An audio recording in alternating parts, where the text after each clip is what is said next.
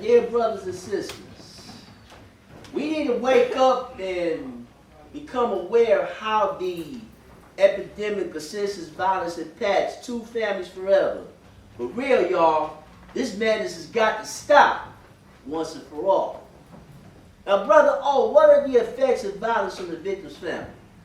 That brother or sister who, since he lost his or her life, won't be able to see, touch, or hear their family ever again, leaving behind their parents, grandparents, children, brothers, sisters, friends, and a host of relatives.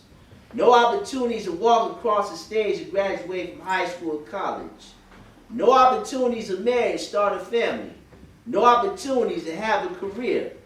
No opportunities to live their lives to their maximum potential. And no opportunities to celebrate special occasions with their loved ones and friends. His or her life is cut down prematurely for no justifiable reason, all because of stupid argument, fight, disagreement, or beef. Great sadness and mourning. Facebook and Twitter pages transformed to memorial walls. Phone calls, text messages, inbox, and sympathy cards to express condolences. Wakes and funerals packed with hundreds of mourners full of tears and grief. Caskets covered with flowers as the pastor delivers a eulogy and leads the procession to bury another young brother or sister, while their family comes to grips with the harsh realities and finalities of death as the coffin is slowly lowered to the grave. Nightmares, flashbacks, post-traumatic stress disorder, crime spells, depression, thoughts of revenge, grief-stricken, guilt-ridden, heartbroken, shaking heads, and utter disbelief, even asking God, why did this have to happen to my loved one? Now, Brother O, what are the consequences of violence on the perpetrator's family? That brother or sister is now a fugitive from the law, seeking to go on the run for choosing to fire those 16 shots with that gun, stab somebody with a knife, or seriously beat somebody to death while being driven by extreme emotions. A real life, the first 48 hours playing out the evening news. Most wanted pictures displayed, a massive manhunt underway. Detectives and forensic scientists investigating crime scenes for incriminating evidence and questioning informants and witnesses.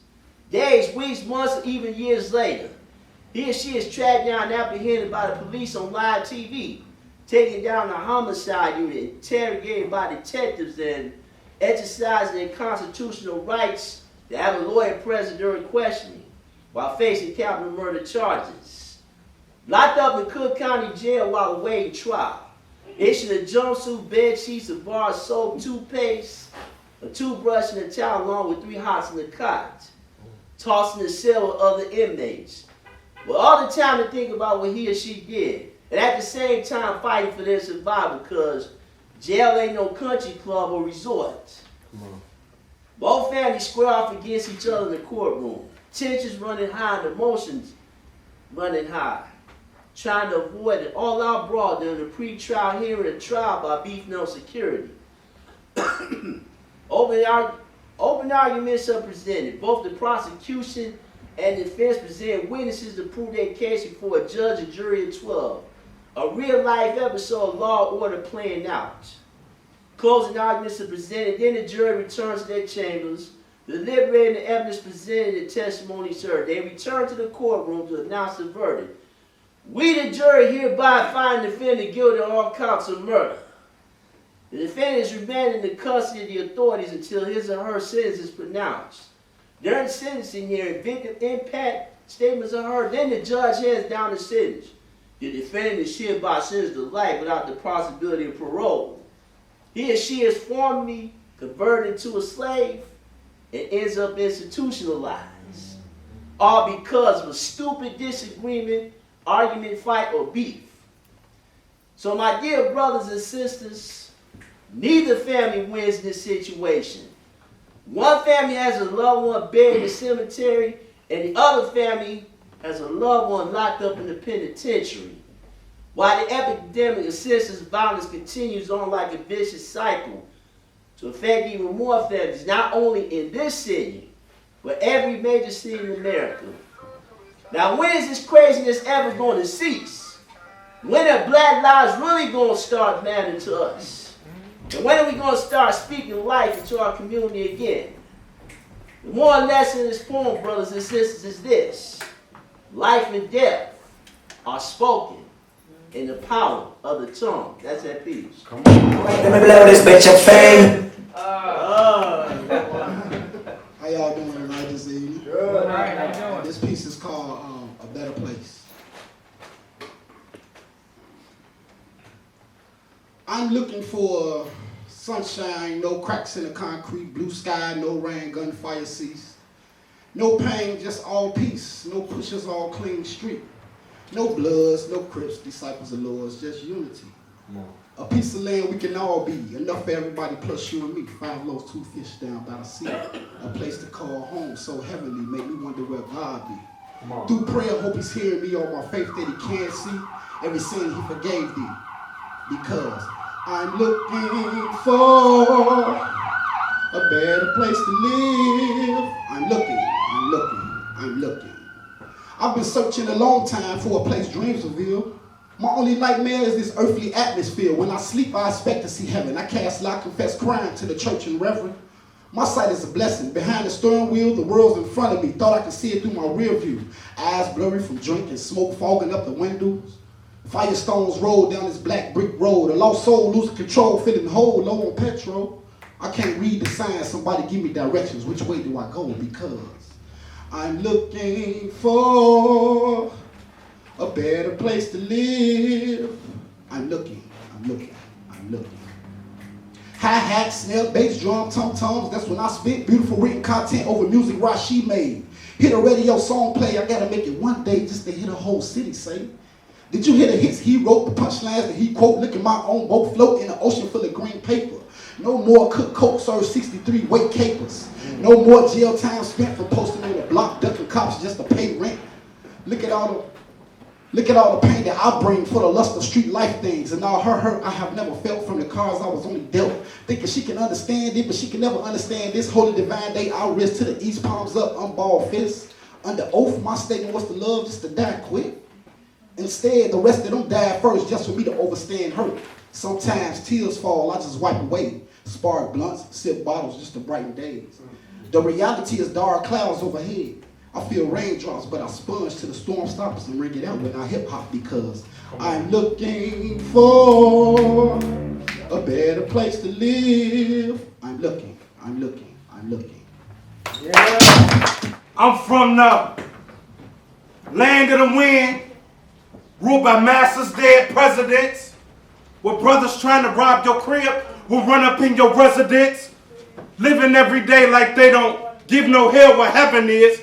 A product of my environment, just trying to fix and better it. From the land of the wind, ruled by masters, dead presidents, where brothers trying to rob your crib will run up in your residence, living every day like they don't give no hell what heaven is. A product of my environment, just trying to fix and better it. I used to rock holes in my shoes. I had a mattress on the floor, no food in the fridge. We was broken, dirt poor. I used to open the freezer door, hoping grub would appear. Checked it out the next day, still wasn't shit up in there. My stomach growling, damn I'm hungry. Man, this shit just ain't fair. I had to call my grams, hoping she make a meal disappear. She said, baby, wash your hands. You got a plate up in there. I chowed down, hoping this hunger would go away for some years. Hit the age of 15, had to pay fucking bills. Get a job or still wait. Nigga, pay as you live. That's how I understood the world at the age of a kid. Sleeping away like my mother just made her way off the ship. Sitting patient, plotting, waiting. Might even come off my hip and rob a nigga. Make some change and go and pay for my fifth. My older cousin sold guns. I never paid for fifths. I had to carry them around in case my neighbors would trip. Black hoodies with black jeans. I didn't care about shit. Man, I was reckless. Did everything upon the devil's checklist, but not eating to make you live with some fucked up perceptions.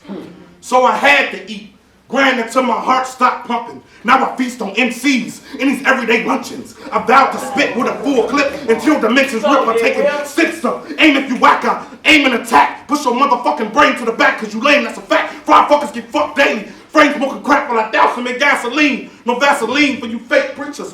Born out of dragon's womb, so everything I fucking say is ether. Come on. I'm from the land of the wind, ruled by masters, dead presidents. Where brothers trying to rob your crib will run up in your residence. Living every day like they don't get no hell. What heaven is, a product of my environment. Just trying to fix and better it from the land of the wind, ruled by masters, dead presidents. When niggas trying to rob your crib will run up in your residence. Living every day like they don't get no hell. What heaven is, a product of my environment. Just trying to fix and better it. Things only seem to get worse since I was labeled as a short. Little niggas on the block, toting Glock 40s, police cameras posted by my window where my second floor be. I wish I could have been born in a different fucking story, but my mother did her best to live right and provide for me.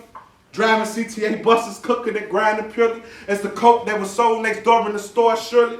Blue and white lights proved that that life clearly wasn't for me, and crime scenes were bodies shot by 12 gauges forced me to get up in the books, and hopefully no one came for me, being witness to many situations turn gory. We had to move even though we really couldn't afford it, rather be broken the birds and eating on some porridge than in the hood where rats dwell forced to take floor seats, cause bullets fly through windows easy when killers aiming poorly. I learned to never take something that wasn't meant for me, so I stayed up in the crib with my grandma watching stories. Till I got old enough and the block came to alarm me. Hooked up with some troubled youth that went up and bragged for me, started sneaking out the crib cause being good was mad boring.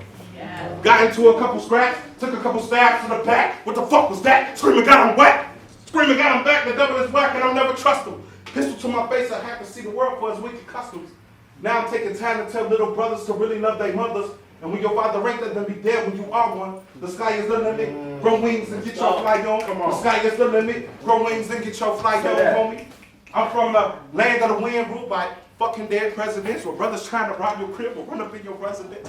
Living every day like they don't get no hell with heaven is. A product of my environment, just trying to fix and better it. See the problem with He called this book like the book of Eli last time I performed with it, so it's like carrying it around.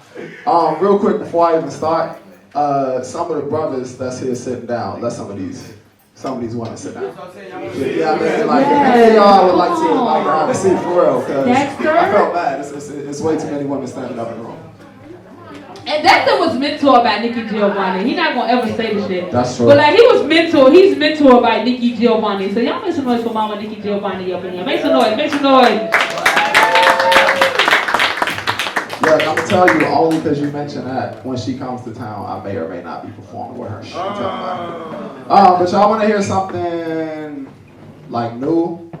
Like last night new? Because like I just wrote this shit and y'all gotta like, kind of need some slack if I fuck up. Oh. Yeah, I like the lights on. No, it's too bright.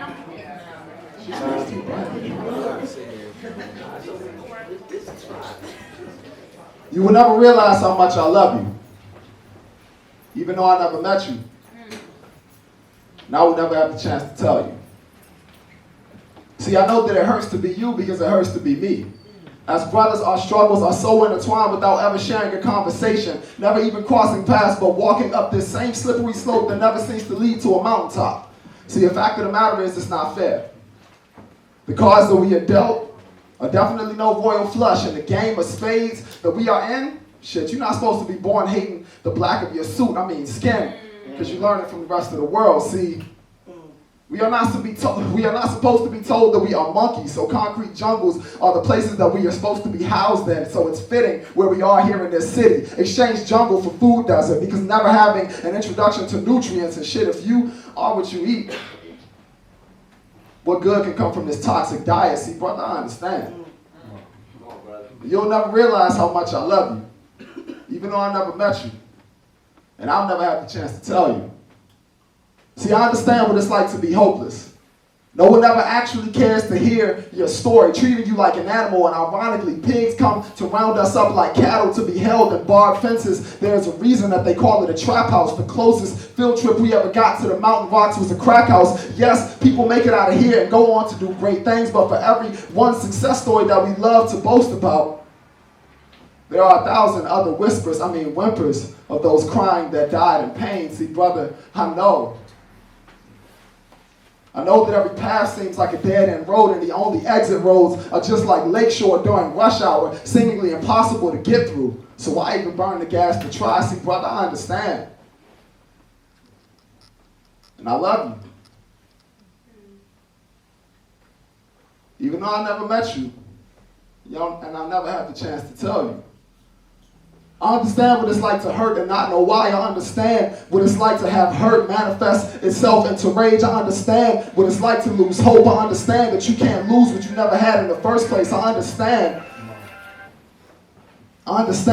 what it's like when they tell you you can be anything when you grow up, but deep down they don't even believe the words. I understand what it's like to want more. I understand what it's like to want more even when it's worth less after depreciation, because they tell us that we are worth less from $3 million trust fund high chairs. I'm telling you that I understand. So when you pulled that gun on me, to rob me for the same pennies that we all struggle to get, what hurts was not the feeling of the bullet piercing the skin. What hurts was not the feeling of the cold concrete that I hit with the blood painting the canvas of the concrete. What hurt most is that you never realize that, brother, I love you. And I understand. But I will never have a chance to tell you.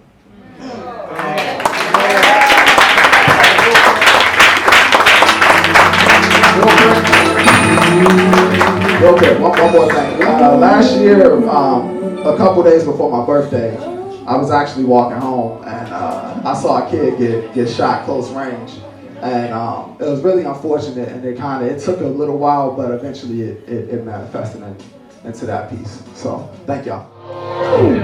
Good evening, everyone. Good evening. It is so wonderful to be here. I really am having a wonderful time listening to everyone. I wish I had the skills that you all have to get up here and say those poems. I'm a writer, but not that type of writer. My book is called Hey Girl, Say It With Me, #I Know My Worth, and it's called Hey Girl, Say It With Me because I wrote it short on purpose so that you can read it every day.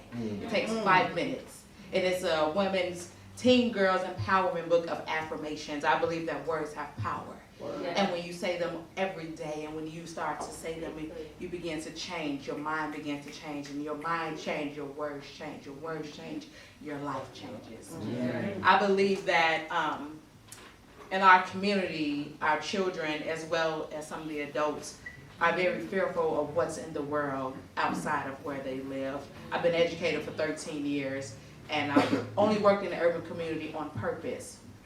Come on. My goal is, I tell people, I went to school, I went back to work in my community so I can say, hey, I look like you, I live where you live, and I did, and so can you.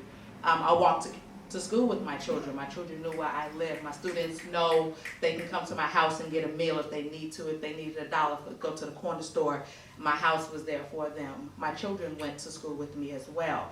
So I came back because I want people to know, and I want our kids to know that this is not it. Come on. It's more, so much more to the world than what you know. And I feel like as an adult, sometimes we are fearful to really do what we're supposed to do as an adult as well, because I feel like we've been enslaved growing up in our neighborhoods, and some people have told us that we can't do things and we won't be able to do things, but I want people to know that you can do anything that you put your mind to, that you want to, but more importantly, that you deserve it. Yeah. And that's part of the reason why I want people to know their worth, because some people don't think they deserve the better things in life when they actually do. So it takes 5 minutes to read, and I wrote it on purpose short, so that in the morning time, I always tell them, I mentor girls, and I said, when you go in the bathroom and you're having your personal bathroom time, while you scroll through Facebook, take 5 minutes to read this book. And when you read it loudly, and read it aloud so that you can hear the words. So that when you hear the words, you start to change. You start to believe the words. And then you go in your room, and we made I am posters. And if that's not enough for you, I want you to go in your room and look on that wall and say it again. I will have a good day. I will not have an attitude today. I will not be this today. So my message is more important than my book. If I could give it away, I would, because I want the girls to know that they are worth more than anything, and they can do anything, and that's very important for me, especially now dealing with I deal with older girls now, so I deal with a lot of cutters and a lot of suicidal girls and a lot of girls who are very promiscuous. So it's very important to me. My message is very important, and I really want girls to know their worth and know who they are and know what they want. Identity erased. Her face replaced with the numbers of her case. See, her body was found in some trees on the west side of the D. No need to guess her race. Her current tone is much deeper than the darkest parts of space, though melanin is irrelevant when all we're left with is a barbecued skeleton. Come on. See, she may have died knowing carbon monoxide doesn't have a smell or taste. She may have been raped. We may never know. Because there's still no suspects, no DNA tested, no one arrested. Where is the justice? Where is the justice? Where is the justice? See, I know to you the question may seem kind of tired, but I just want to know how this black woman ended up in this fire. See, I guess that's why I got this urge to set everything on fire. Come on. I can't even lie. I could care less if I died, because Shorty told me that it was 7 or 5. See, last week there should have been a riot on the south side. I said, today there should have been a riot on the south side. But wait, it's a 7 more to die, and we still ain't set a damn thing on fire. See, I refuse to reason with these detectives and coroners and morgues anymore. I'd rather burn this whole death operation down to the floor. But first, we came to burn these worthless churches, converting gods to servants. So we call them preachers, but really, they're just merchants. They are. Come on. Selling a service to anybody willing to purchase. The pitch is so simple, it's perfect. Jesus is magic. He's the reason for the season and every single Sabbath, even the father to your bastards, your new drug habit. He used to be my savior. It was cool while it lasted. I'm so past that shit, because the fact is, I don't want to be saved if it don't mean saving all these black kids. Go to I'd rather die trying. This shit is so backwards. Seriously, I'm asking. The fire was shutting down the street looking fine as she could be. Would you chase her and holler? Would you give her 4 quarters if she was on the corner begging for $1? Would you wife her or just one nighter? Would you take her to school or to the beauty parlor? Would you give her a job, blue or white collar? Would you follow her lead, become a fire starter? Or would you burn this city like your name was Wayne Carter? Would you take it way farther? Would you burn your own skin? You were facing the fire firsthand. Would you wait for your friends, or would you look to the sky, talk to God, and make amends? Give up everything, close your eyes, and go in. Would you burn for your own damn sins? Would you burn for your people? Would you burn if there was a chance they would have to treat us all equal? See, all my people in the fire, and I swear we ain't seen you. I said I want my people in a fire, and I swear we ain't seen you. If you scared, we don't need you. If you ain't here, we don't need you. We came to burn until the cops bruise our bones, burn until Pharaoh leaves his throne, burn until he brings all the troops home, burn until we no longer feel alone, until everything is gone. Because burning is the only way to go entirely. I came to burn this unsacred society, these patriarchal hierarchies, these classes, habits, and symbols of status, this madness of corporate ladders, money mentality, profit is all that matters, money mentality, profit is all that matters, money mentality, profit is all that matters. Ask Jesus Christ. Profit is all that matters. Ask Malcolm X. Profit is all that matters. Tupac Shakur. Profit is all that matters. See, we voted for change, but somehow they still got us in these fucking chains. Tell me how they still got us. Come on. Right. Just change the name of Kunta Kinte and make 557-468. Well, on the outside, these Tobys and Kobe's really think we escaped, so we all still hanging on to this belief that we can be free if we can just see looking less African as one of our advantages. Abandoning these damn savages.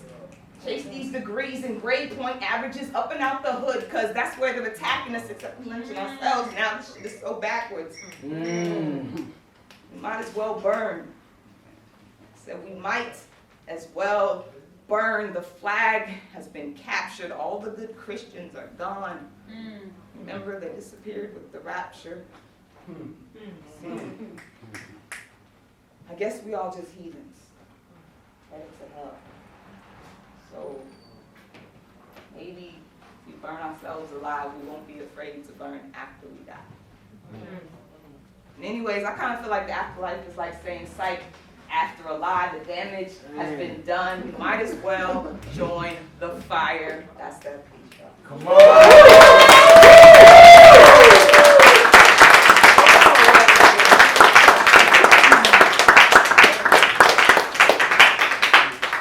Hey, I am Tiff Beatty. That's Bay. So it's not Beatty. T. That's Bay as in. Well, I've been calling you Beatty for I know. years. I I wish you never tell me that. know. People switch it up, you know, they go back and forth. I don't know who knows my name at this point. But it is Beatty. Damn, I thought it was Beatty. It's spelled like Beatty, so I don't know. But it's Beatty. For sure. For sure. I get it. Tiff, I cut my name short to Tiff because it ends with the IE, so it was just too much stuff getting that way. Kept it simple. Tiff Beatty. That's Beatty. If you want to find me, Tiff Beatty across all social media. The movement is Art is Bonfire, so it's ART space IS space BONFIRE for those of you who've never been to a bonfire. This is like a metaphor, so the bonfire is represented by that poem that y'all just heard. Like, it's about just solidarity, and it's about coming together, like, for real, and being human and connecting with, like, our true humanity, which is connected to nature, which is connected to other people, which is connected to our ancestors, which is connected to the future, which is connected to the stars, which is, you know, all that shit. So we outside, and we doing, like, real community, building each other, and building ourselves. So that's the movement. Our story, my man Kofi's in the building. We connected with the Black Lives Matter and all the activists out there. I don't consider myself an activist, I'll just put that out there. But I'm a community engaged artist, and I'm very active in my community. And I think that that goes beyond marching and protesting. That goes our first community, well, besides ourselves, because we have some community within ourselves. But I think that our families are our first community. And today I want to actually, I'm going to just go ahead and do it. And I'm going to have y'all count for me. I'm going to do some different shit. I'm going to bring a little bit, a different side of Tiff. So I'm originally from Tacoma, Washington. I don't know if y'all know where that is, but that's Washington State, West Coast of California. I didn't know nothing about Chicago when I was growing up, but I ended up here. So I love being in Chicago, but all my family is still out there. So when we talk about like a lot of these community issues, I'm not even only thinking about my community here, but I'm thinking about my community back at home. My first community, which is my family. Some of these issues that we're talking about, most of us have some type of experience with these issues. They're not just issues that are out here in the sky or philosophical issues. These are like real issues. So I'm bringing my real issues to this stage with my poetry, so y'all know when I say this next piece, like, I'm not saying it's just like, y'all really feel it, because y'all understand me. So I'm gonna dedicate this piece to my brother. His name is Joshua Rocco. His whole name is Joshua Dominique D'Angelo Rocco.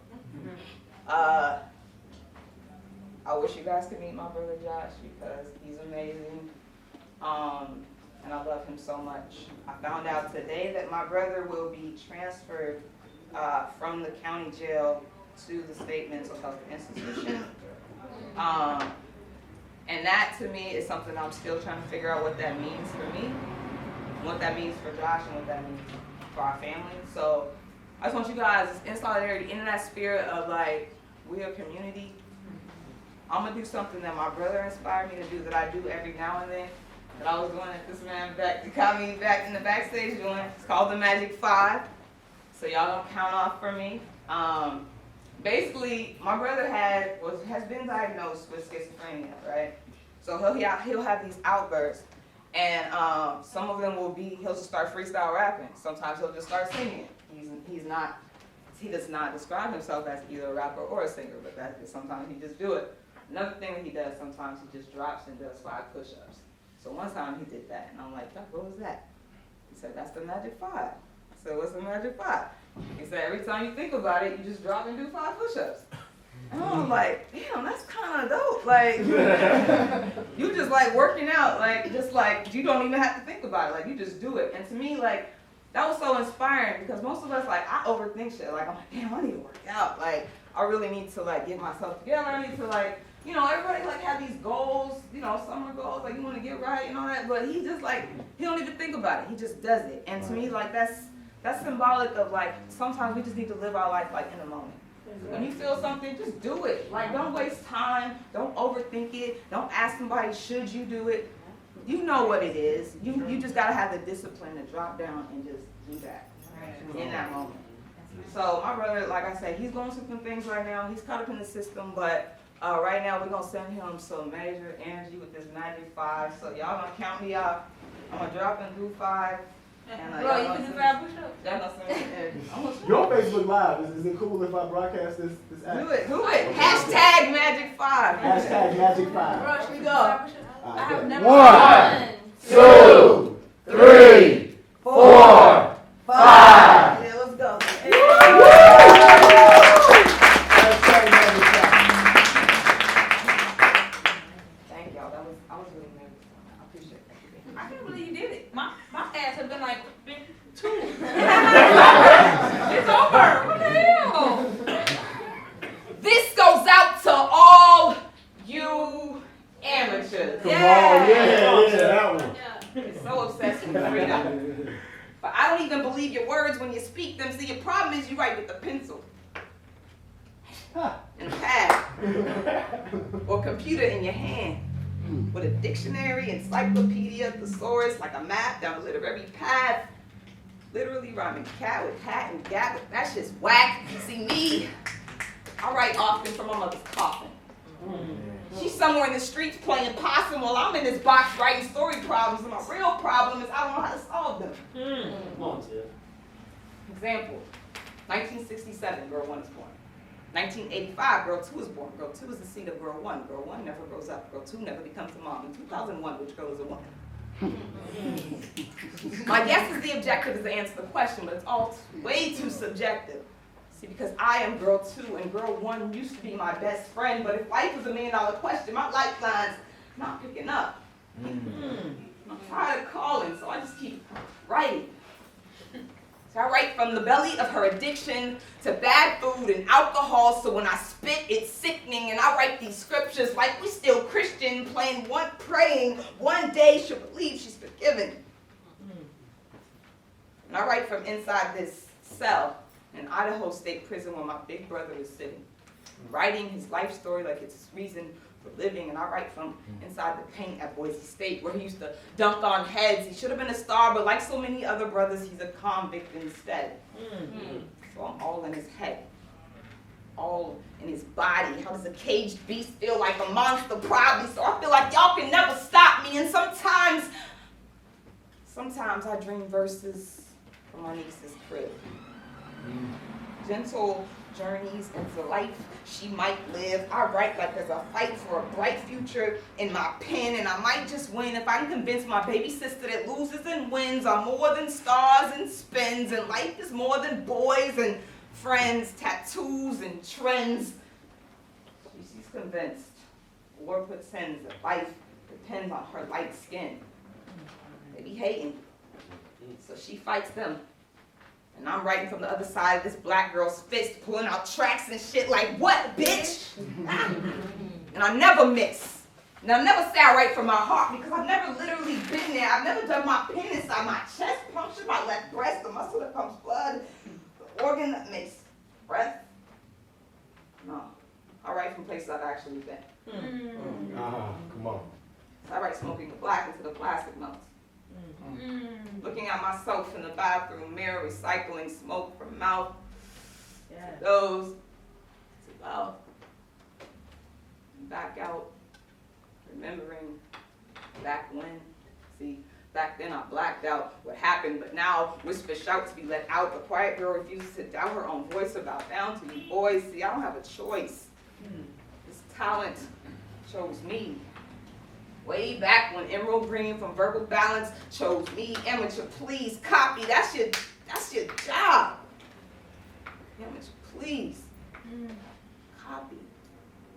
That's your job. See, inspiration begets imitation. And your lyrical representation will never quite capture the magnificence of my imagination. Most importantly, pass the highest evaluation, which of course will depend upon how you respond to confrontation. Amateur, please. I got one poem spread out in 4 different places.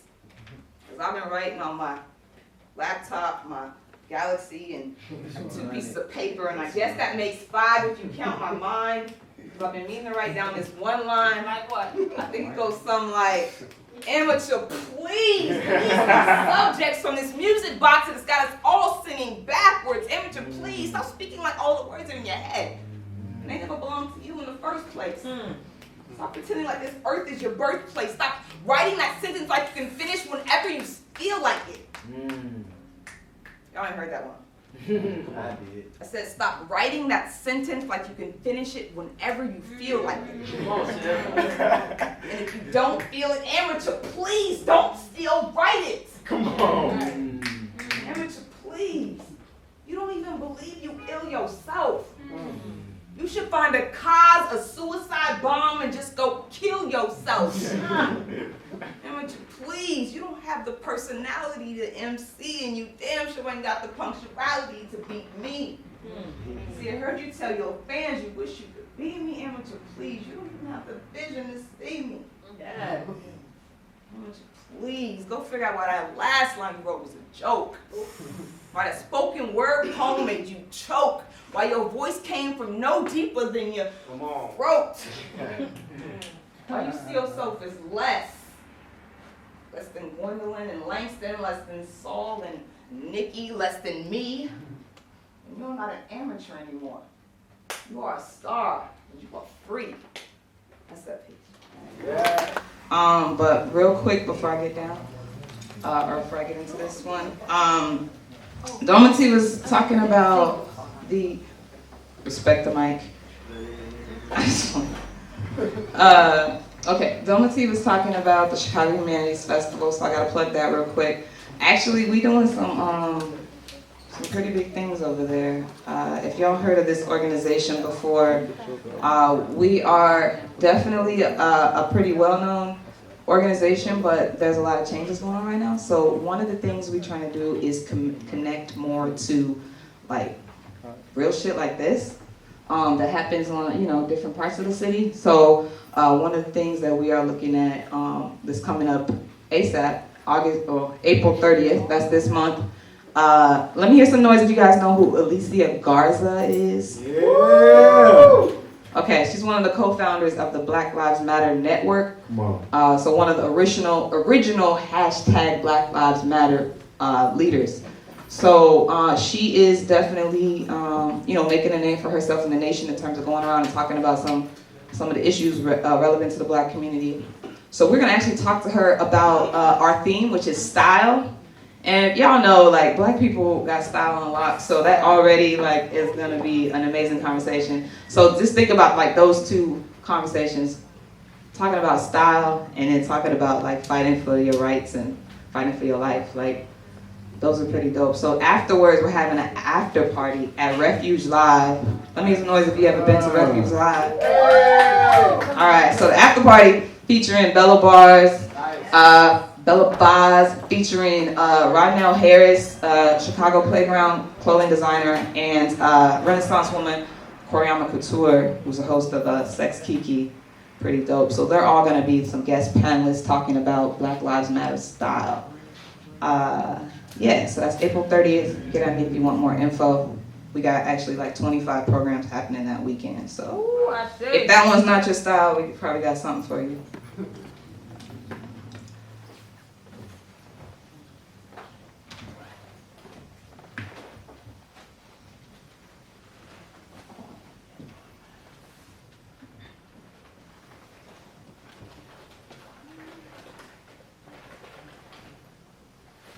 These planes be ascending, these planes be landing, these planes be shot down, disappearing and crashing. Shit happens. I know it's harsh, but so is nearly every season in this city. February, baby, I'm not trying to change you, just your weather. Chicago, honey, your heart got range like the climate here. I love how your thoughts come out when it's hot. How no hawk never ran you off no block. Flying for you should be the norm.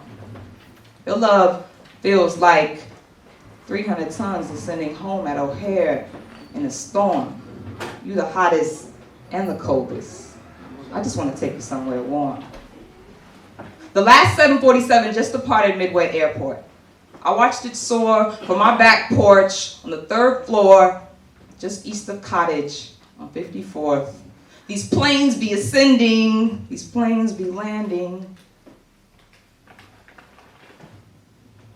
Sorry. Go ahead.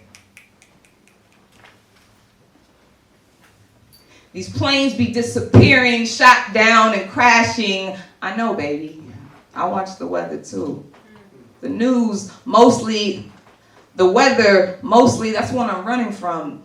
Not you, but it's true. Before you, I was an average urban expat dragging my baggage to the bus stop, riding owl service to the airport alone. My idea of settling down was finding my seat on a red-eye flight. Falling in love was crushing on sunrises in cities I didn't invest in, like a one-night stand, tripping into a new day. Making friends was negotiating languages I may never understand, making plans with people I may never see again. See, kissing girls in countries where sodomy was outlawed was easy to me, like beach evenings in Belize, catching beads on Bourbon Street, getting lost on long walks in Managua. That's in Nicaragua. See, I've never been afraid to fly, but standing here, just standing here, watching those final flashing lights go gently in the July night sky scares the shit out of me.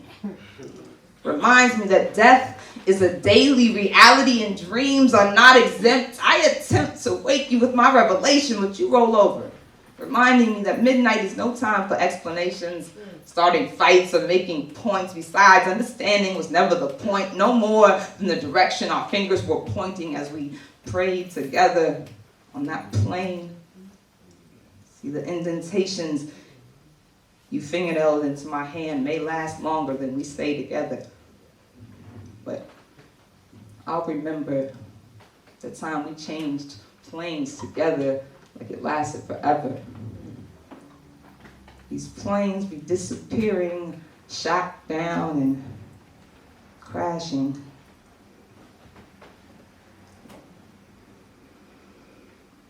The last 747 just departed Midway Airport.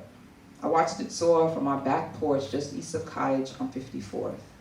It could be going to Seattle, it could be going to New York, maybe Atlanta or Malaysia. It doesn't matter. Those are just names on a map. Plotted points on the back of a Southwest Airlines napkin used to wipe away regret. When the passenger next to you was a stranger, a wing, a cumulus cloud, or one filled with rain. These planes be disappearing, shot down and crashing. Go back to bed, baby. Good night.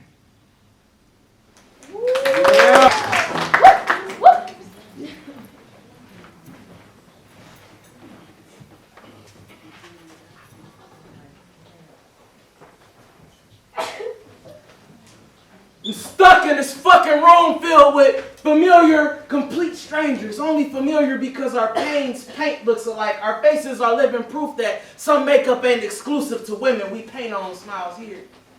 And hues of facade, same color as sin's silhouette. These faces that I'm around tell me that they love my smile. They've never seen my smile here, just graffiti. Graffiti painted on a house that don't quite feel like home like it used to. A mirror that can't smile back. The last time I looked into the mirror, I saw the face that broke the most promises to me in my life and smiled in my face. Houses stop being homes when mirrors become unwanted house guests, so I left. Searched for something to grin about. Used my innocence as breadcrumbs to find my way back. Crows got to that. Lost my last piece of inner child. 4 houses ago, 3 mirrors ago, 2 faces ago. So much paint, I couldn't even tell y'all whose smile this is on my face, or when this smile became a mask that I put on to save face before I even knew what I was saving my face from. My smile was home now. Less home, less smile, more paint. Never art, just pain. Painted on the mask. Come on. My face and my mask, my face mask, my mask and my face share the same mouth. It's easy to get tongue-tied when you got 2 of them. I can't tell if I ripped this mask from my face or my face from this mask, or which one is my face anymore. I couldn't even tell you which one can be replaced anymore. I couldn't even tell you. I need to get out of this room filled with smiles, masks, and faces. I mean, smiles, masking faces. These places, smiles were never welcome to. These rooms that are always too welcoming that I can never call home. Nothing like the comfort of your own home, of your own face, of your own smile. But my niggas, my blood, my family still living in them slavery days. The scraps Master used to feed us is what we eat on a regular day. We ain't got no immunities because the food we eat is full of tomfoolery. We spend racks on matching fits and jewelry. Don't give a fuck about the food we eat. I'm vegan now. Niggas tell me I walk around like my shit don't stink. Low-key, it really don't. That's a meat eater's problem. The nigga can sit on the toilet for an hour and the nigga can follow with no problem. They say we all gotta die from something, right? Would you rather die of beaties, die of ham and cheeses, die of biological diseases, finger rats at Little Caesars? Little kids' parents don't care about what they feed them. Got a plate full of death. Got the nerve to thank Jesus.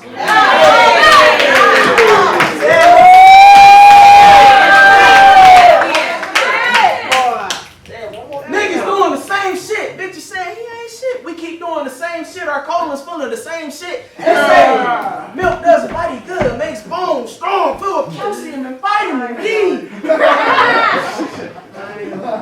Our aunties need new hips. They only like 43.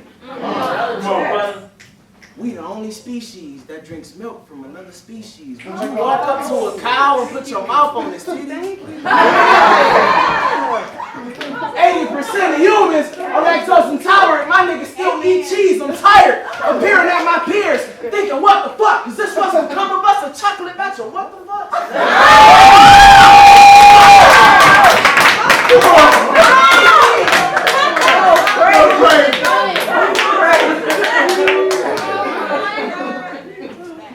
But instead of becoming us, we rather talk about such and such. Whose dick they suck? So worried about they dick, you fail to realize that you're the one that's being fucked. They ain't fucking me. I flow through the system like water. When they skeeting in your face, at least they coming clean. I'm tired of these grown ass babies doing dummy deeds. You need to know the earth before you start planting seeds. I'm just spending about the 7 acres. Like how we complain about how we need to change. Ain't trying to arrange in exchange of brains. House nigga ain't never worked change. He can never feel a field nigga's pain. True indeed. The first thing that needs to change is our complacency.